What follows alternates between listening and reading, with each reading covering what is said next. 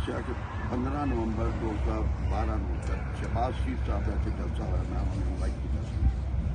और इतने high school number 1 की ग्राउंड जलसा होया। हम किसी को याद है? याद है जी जी जी जवाब जी। उस जलसे में सिर्फ 3 मुतालबात पहले ऐसी कि पीर मालू तहसील बनाओ जो उन्हें उस वेले कर दिता हो, दूसरा ऐसी कि मैंने इतने दानिश स्कूल ऐलान कर दो और तीसरा सी स्पोर्ट्स कॉम्पलैक्स। पीर मालो ने तहसील उसी वक्त बनाती, दानिश स्कूल का भी ऐलान करता जोड़ा सारी हुकूमत जान तो पहला बनना शुरू हो गया और मुकम्मल हो गया। ये जो स्पोर्ट्स कॉम्पलैक्स सी ये मेरे को सारे डॉक्यूमेंट्स को मौजूद है, ऐसे पे ने ये 2017 तक सारा कुछ ये नक्शे मंजूर हो गया सी, ADP च आ गया सी, ये सारे फंड्स भी जारी हो गया सी, लेकिन उन्नी देर में सारी हुकूमत खत्म हो गई, मुस्लिम लीग की हुकूमत खत्म हो गई। उस तो बाद किसी ने इनू परसू नहीं किया, ना इनू बंद करा। जब सरू की पार्टी आई सी ना, उन्होंने मुड़ के किया ही नहीं कि पीर माचे नहीं बन के। एक उदों जोड़ा सब कैंपस यूनिटी का वो सारा कुछ जमीन वास्ते रिजर्व हो गई सी 150 एकड़, वो वास्ते ही जी मंजूरियां सी फाइनल स्टेज से सी, लेकिन वो फाइनली हाले अप्रूव नहीं सी होया कि सारी हुकूमत खत्म हो। लेकिन ये स्पोर्ट्स कॉम्पलैक्स का सब कुछ मुकम्मल होया सी और ये 2017 जी ADP च भी वो फंड आ गया सी, लेकिन गवर्नमेंट जाने की वजह ना फिर इस मंजूरी नहीं की और नहीं।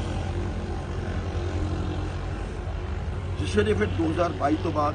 हुकूमत बदली, इमरान खान की मुस्लिम लीग की हुकूमत आई,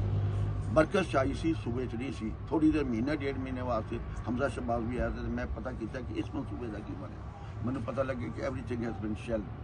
कुछ भी नहीं है। तो बड़ी मुश्किल ना जाके राणा साहब भी कई बार मेरे नाल गया, मैं उत्थे डायरैक्टर जनरल स्पोर्ट्स के दफ्तर जाके लड़ के उन्होंने को फाइलें करवाई।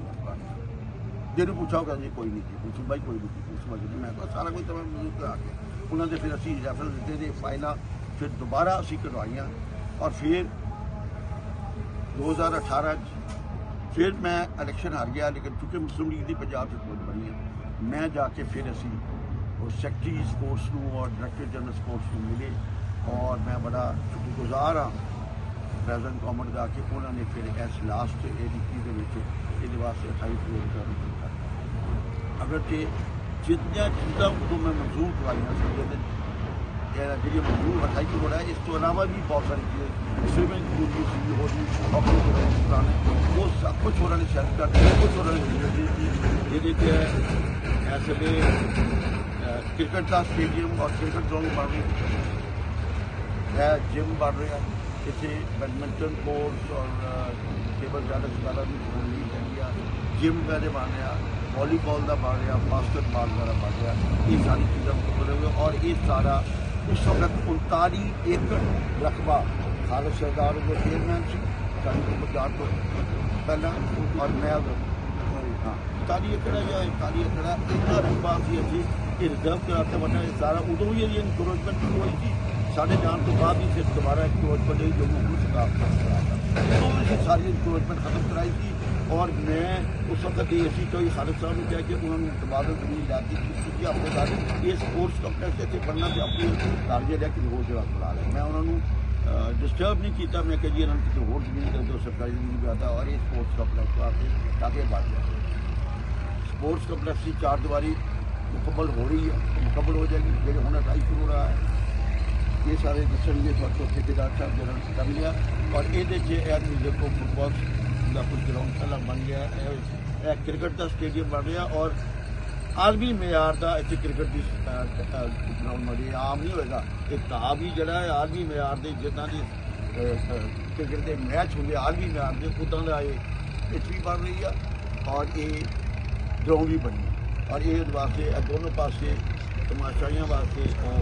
स्टेडियम भी बने हैं और भी वजह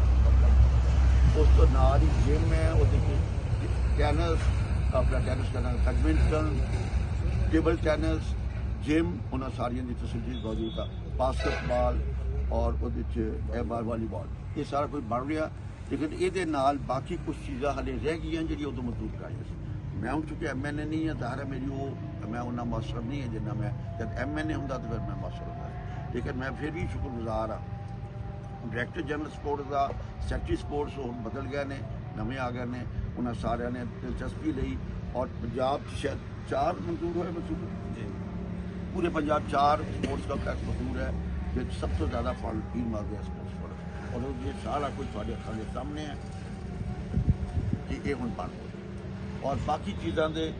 यदि 4 दीवारी बन जाएगी और इनक्लोज हो जाएगा, महफूज हो जाएगी। जिस तरह फंड्स इस साल ADP फंड्स चुके यही पैसे आए हैं, उस तो बाद फिर बाकी जड़ियाँ मैं चाहना कि इतने स्पोर्ट्स दी फैसिलिटीज़ होन, इतने हॉकी दी भी ग्राउंड बनन, इतने फुटबॉल दी भी होर ग्राउंड बनन, ताकि बच्चे और नौजवान और क्योंकि बहुत सारे स्कूल ऐसे हैं जिन्हें स्पोर्ट्स फैसिलिटीज़ है ही नहीं। घरों के स्कूल बने हैं लेकिन उसे गेम खेलने वास्ते मैदान नहीं लगे। बदकिस्मत ये है कि मैं चूँकि हुकूमत नहीं जी सी, मैंने नहीं सी बैठे जोड़ा हाई स्कूल नंबर 1 सगा ਉਹਦੇ 'ਚ ये दानिश स्कूल बड़ा शुरू होया, ਉਹਦੀ ग्राउंड्स ਹੁਣ ना दानिश स्कूल को कोई प्ले ग्राउंड्स हैगियां ते ना हाई स्कूल नंबर 1 को प्ले ग्राउंड है। ਉਹਦੇ वास्ते भी मैं इंतजामिया ਨੂੰ रिक्वेस्ट कर रहा कि ये ਹੁਣ ਇੱਕੋ ਹੀ ਸਕੂਲ ਦੀ ਤੁਸੀਂ ਦੂਸਰਾ ਬਣਾ ਦਿੱਤਾ ना उन्होंने को स्पोर्ट्स फैसिलिटीज़ है ना उन्होंने को, इस वास्ते उन्होंने भी हम तुम उस कॉम्पलैक्स तो बाहर कोई ग्राउंड्स दो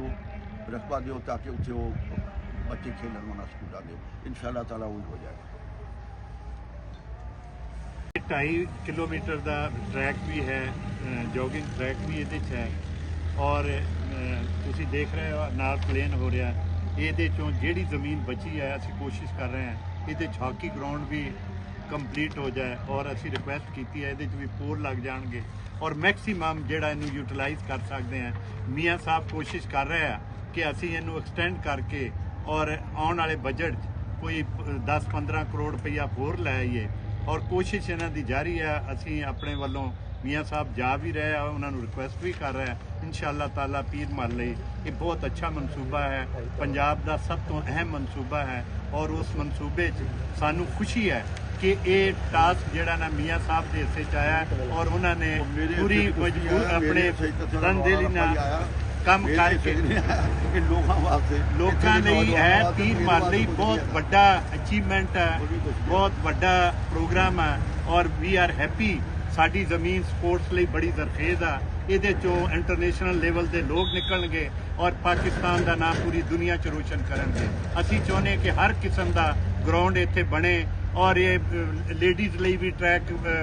अलहदा बनाया जा रहा है, जेंट्स ਲਈ अलहदा बनाया जा रहा है। 2.5 किलोमीटर का है, रात को शाम को लोग वॉक करेंगे और तुसी देखोगे जल्दी हैंड ओवर कर दिता जाएगा। मेरा ख्याल है फरवरी